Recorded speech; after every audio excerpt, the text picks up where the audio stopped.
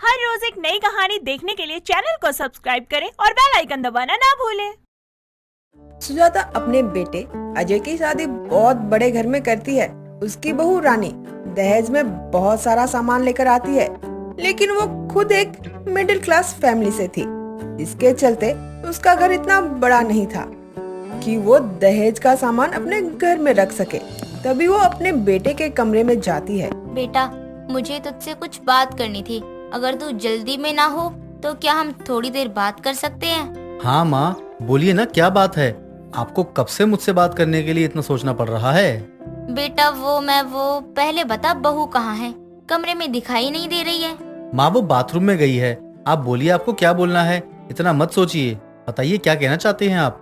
बेटा, मैं सोच रही थी क्यों ना बहू के दहेज का सारा सामान हम अपने गांव वाले घर पहुंचा दे। हमारे इस्तेमाल के लिए तो यहाँ सारा सामान है ही, आने जाने वाले वहाँ भी तो होंगे। माँ, आइडिया तो अच्छा है आपका, मुझे कोई प्रॉब्लम नहीं है। आपको जो ठीक लगे आप वो कर सकती हो। फिर भी मैं सोच रही हूँ ना कि एक बार बहू से पूछ ले, कहीं उसे बुरा न लगे, क्योंकि सामान तो उसी के घर से आया है ना। माँ, आप ये कैसी बातें कर रहे हो? आपको जो ठीक लगे आप वैसा कीजिए। आपको किसी के चक्कर में अपना मन मारने की जरूरत नहीं है। रही बात रानी की, तो वो कुछ नहीं बोलेगी। अजय की बात सुनकर सुजाता बहुत खुश हो जाती है और कमरे से चली जाती है। थोड़ी देर बाद रानी बाथरूम से बाहर आती है। अजय जी, मुझे माँ जी की आवाज आ रही थी। वो कमरे में आई थी क्या? हाँ माँ, कमरे में आई थी। उन्हें कुछ बात करनी थी मुझसे, लेकिन तुम क्यों पूछ रही हो? वो क्या है कि आज मुझे उठने में देर हो गई, तो मुझे लगा माँ जी आपसे मेरी शिकायत करने आई हैं। मेरी माँ और सासू जैसी नहीं है। वो बेटी और बहू में कोई अंतर नहीं करती है। वो तो बस मुझसे ये पूछने आई थी कि शादी में जो फर्नीचर मिला है वो। अजय रानी को अपनी माँ और अपने बीच हुई बातें बता ही रहा होता है, तभी उसकी कॉल आ जाती है और वो फोन उठाकर कमरे से बाहर चला जाता है। अजय जी कभी अपना कोई काम पूरा नहीं करते हैं, हमेशा हर बात अधूरी छोड़कर चले जाते हैं, और जब गुस्सा करो तो कहेंगे मैंने क्या किया है। रानी इतना कहकर तैयार होने लगती है। दिन बीतते हैं, तभी एक दिन रानी का भाई अजीत उसे लेने के लिए उसके घर आता है और जैसे ही कुर्सी पर बैठता है, कुर्सी टूट जाती है और वो जमीन पर गिर जाता है। उसे गिरते देख सभी उसकी तरफ भागते हैं। भाई, आप ठीक तो हैं? आपको कहीं चोट तो नहीं लगी ना? नहीं नहीं, मैं ठीक हूँ, चोट नहीं लगी मुझे। लेकिन बहन, ये क्या तरीका होता है? तुम्हारे ससुराल वालों को मेहमान नवाजी करना नहीं आता क्या? सॉरी अजीत, आज तुम पहली बार हमारे घर आए थे ना, और तुम्हारे साथ आते ही ऐसा हो गया। आप हंस रहे हैं, ये कोई हंसने वाली बात है? मेरा भाई जमीन पर गिर गया, वो भी आपके घर के इन पुराने फर्नीचर की वजह से। मैंने आपको कितनी बार बोला है, इन पुराने फर्नीचरों को बाहर फेंकिए और दहेज में आए फर्नीचर को इस्तेमाल करो। बस करो तुम अपने भाई के सामने मेरे परिवार की इंसल्ट नहीं कर सकती हो। मैं आपकी फैमिली की इंसल्ट नहीं कर रही हूँ, बल्कि आपके घर के पुराने फर्नीचर की बात कर रही हूँ। ना जाने इन पुराने फर्नीचर में क्या रखा है, क्यों आपने इन कूड़ों को इकट्ठा कर रखा है। बहू, ये सिर्फ फर्नीचर नहीं है, बल्कि तेरे ससुराल की निशानियाँ हैं। ये सारा फर्नीचर उन्होंने ही खरीदा था। ये फर्नीचर भले ही पुराना हो गया हो, लेकिन इससे जुड़ी याद आज भी वही है। रानी के ससुराल वालों की बात सुनकर अजीत हंसने लगता है। ये चीज सुजाता और अजय को बिल्कुल भी अच्छी नहीं लगती। अजीत, मैं जान सकता हूँ कि माँ की किस बात पर तुम्हें इतनी हंसी आ रही है। मुझे हंसी ना आंटी की बातों पे नहीं आ रही, बल्कि अपनी बहन के ससुराल के पुराने फर्नीचर को देखकर भी आ रही है। सब कुछ कितना ओल्ड फैशन है। अच्छा वाह, हमने अपनी बहन को दहेज में फर्नीचर दे दिया, वरना क्या? चुप क्यों हो गए तुम? बोलो, आगे बोलो। और क्या अच्छे से शब्द सुनाना चाहते हो तुम? मैं बस इतना ही कहना चाहूंगा आपको, अगर हम आपको ये फर्नीचर नहीं देते ना, तो आप लोगों की औकात नहीं थी कि आप लोग इतने अच्छे फर्नीचर खरीद भी सके। अजीत की बात सुनकर अजय को बहुत गुस्सा आता है। वो आगे कुछ बोलता उससे पहले सुजाता उसका हाथ पकड़ लेती है और उसे चुप करवा देती है। थोड़ी देर बाद अजीत रानी को लेकर वहाँ से चला जाता है। कुछ दिनों बाद रानी अपनी बेस्ट फ्रेंड कोमल को लेकर अपने घर लौटती है। यार, तेरे ससुराल के फर्नीचर कितने पुराने हैं, इसमें बिल्कुल भी शाइनिंग नहीं है। तुझे तेरी शादी में इतने पुराने और सस्ते फर्नीचर मिले थे क्या? नहीं नहीं कोमल, ऐसी बात नहीं है। मेरी शादी में तो मुझे बहुत अच्छे और महंगे फर्नीचर मिले थे, लेकिन इनके घर में जगह ही नहीं है, तो उसे पैक करके रखा हुआ है। और ये सब पुराना फर्नीचर मेरे ससुराल का है। क्या करें, बेचारे थोड़ा मिडिल क्लास फैमिली से हैं, इसलिए इनकी सोच भी छोटी है। वो तो घर के पुराने फर्नीचर को देखकर ही लग रहा है, वरना आज के टाइम में इतना पुराना फर्नीचर कौन रखता है घर में। रानी और कोमल की बातें सुजाता और अजय सुन रहे होते हैं, जिसे सुनकर दोनों आपस में बात करते हैं। बेटा अब शादी हो गई है तो बहू के घर में हमेशा कोई ना कोई आता ही रहेगा, इसलिए मैं सोच रही हूँ कि गांव में अपने वाला फर्नीचर भिजवा देते हैं और यहाँ बहू के घर से आया फर्नीचर सजा देते हैं।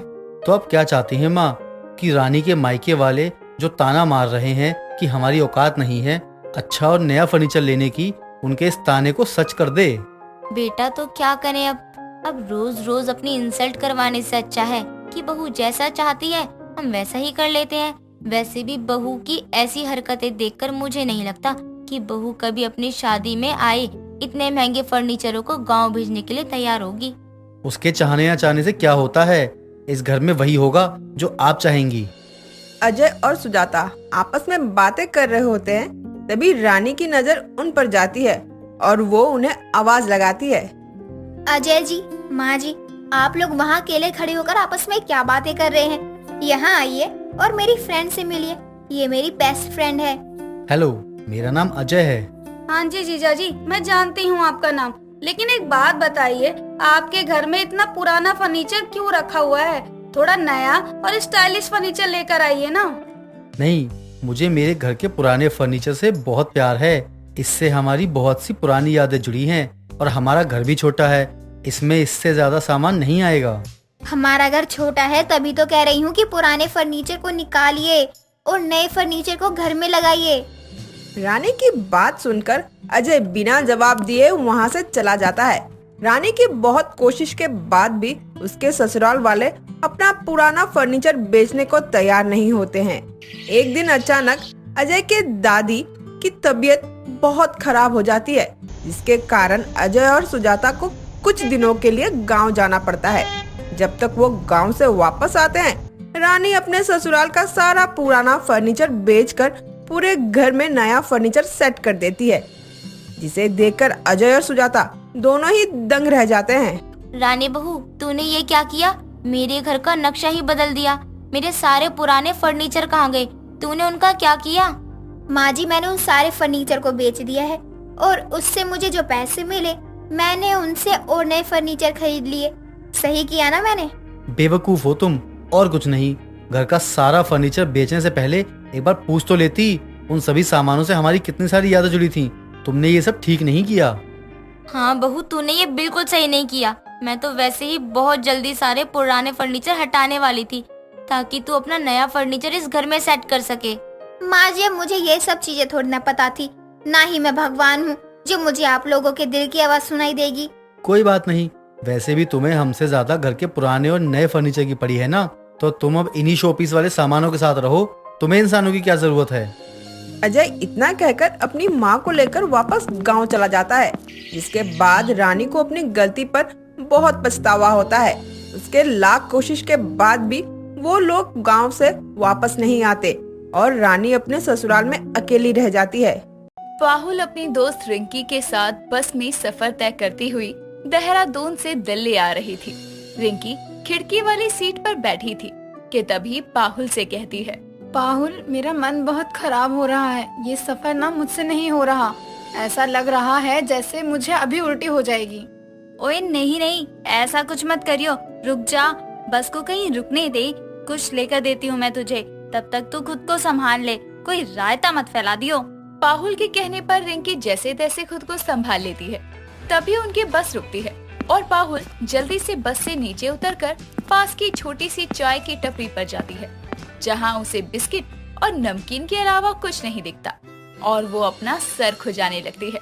तभी टपरी पर बैठी आंटी कहती है, अरे बेटा, क्या हुआ? इतने परेशान क्यों हो? अरे आंटी, मेरी दोस्त से बस का सफर तय नहीं होता है। मैंने उसे खिड़की के पास भी बिठाया है, पर फिर भी उसका मन खराब हो रहा है। समझ नहीं आ रहा है उसे ऐसा क्या लेकर दूं कि उसका मन मचलाना बंद हो जाए। अरे बेटा, इतनी सी बात। ये लो हाजमोला, इसे अपनी दोस्त को दे देना। ये बहुत कमाल की चीज है। पेट दर्द, जी मचलना, उल्टी आना, हर किसी चीज में मददगार साबित होता है ये। सच में आंटी जी? अच्छा, कितने की है? अरे बेटा बस 1 रुपए की है, सस्ता सौदा है।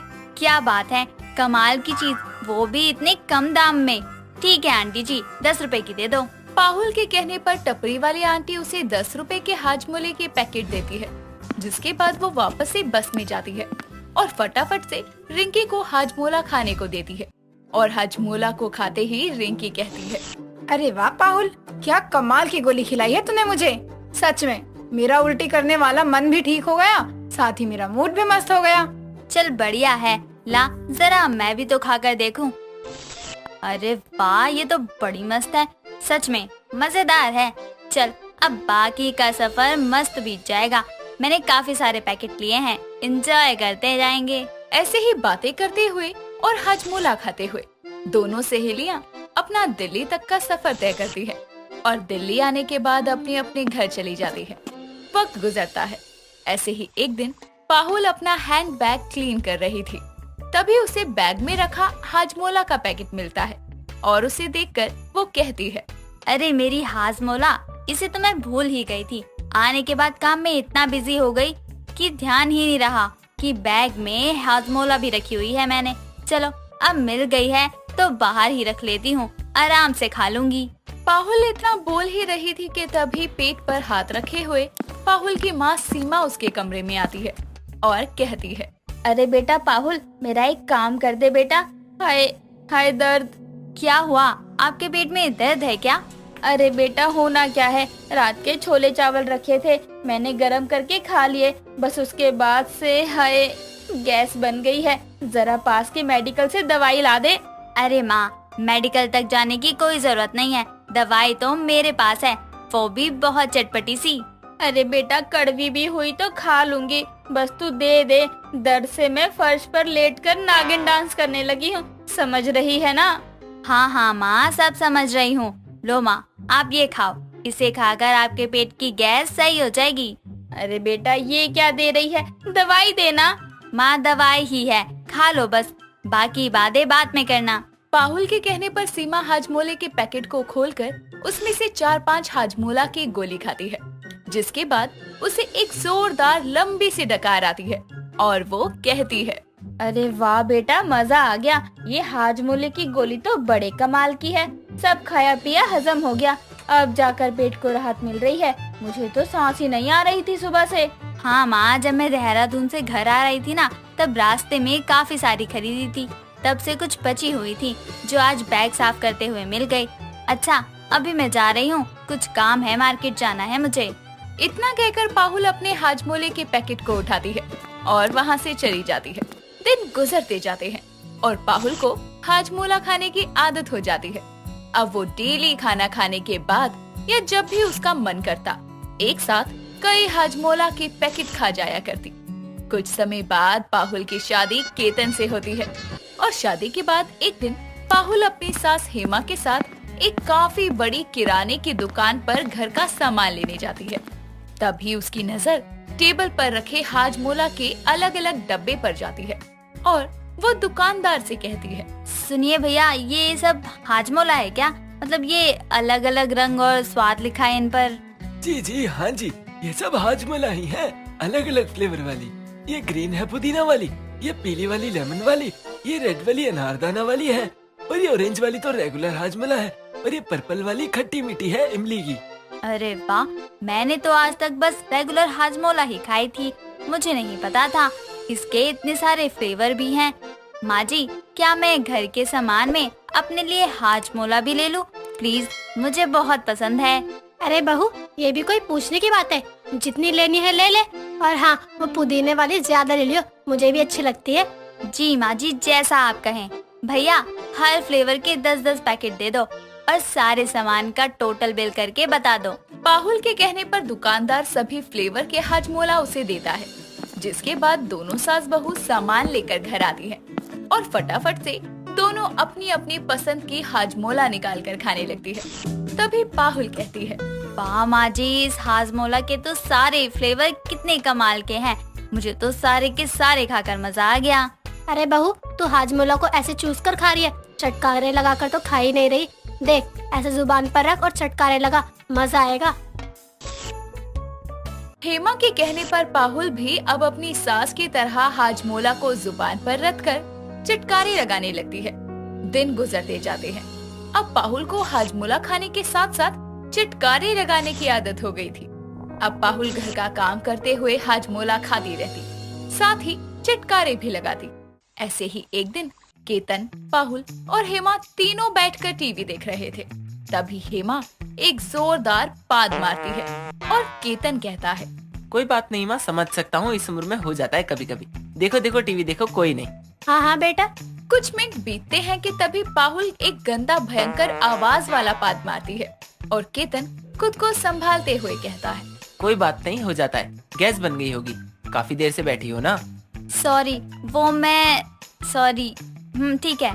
कुछ मिनट बीतते हैं कि तभी पाहुल और हेमा दोनों एक साथ फुल जोश में जोरदार पाद मारती है और केतन गुस्से में खड़ा होकर कहता है, अरे क्या है, मुझे शौचालय समझकर हक दो मुझ पर। अरे एक के बाद एक मिसाइल ही छोड़े जा रही हो, दोनों की दोनों, पर हाजमोला खाना नहीं छोड़ रही हो। अरे इतना भी क्या हाजमा खराब है आपका? अगर आज के बाद आपने इसे खाया ना तो मुझसे बुरा कोई नहीं होगा। सॉरी केतन जी, पक्का आज के बाद हाजमोला कभी नहीं खाया करूँगी, बस आप गुस्सा मत करो। हाँ बेटा, सच में अब कभी नहीं खाएंगे। हम दोनों पागल हो गए थे इसके स्वाद के पीछे, लगातार खाए जा रहे थे, पर अब से नहीं खाएंगे, वरना एक दिन इस गैस में हम खुद ही बेहोश हो जाएंगे।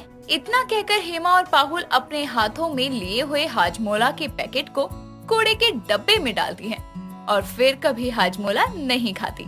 दोस्तों, अगर आपको ये कहानी पसंद आई तो इसे लाइक करें, शेयर करें और कमेंट करके बताएं कि कहानी में आपको सबसे अच्छा क्या लगा।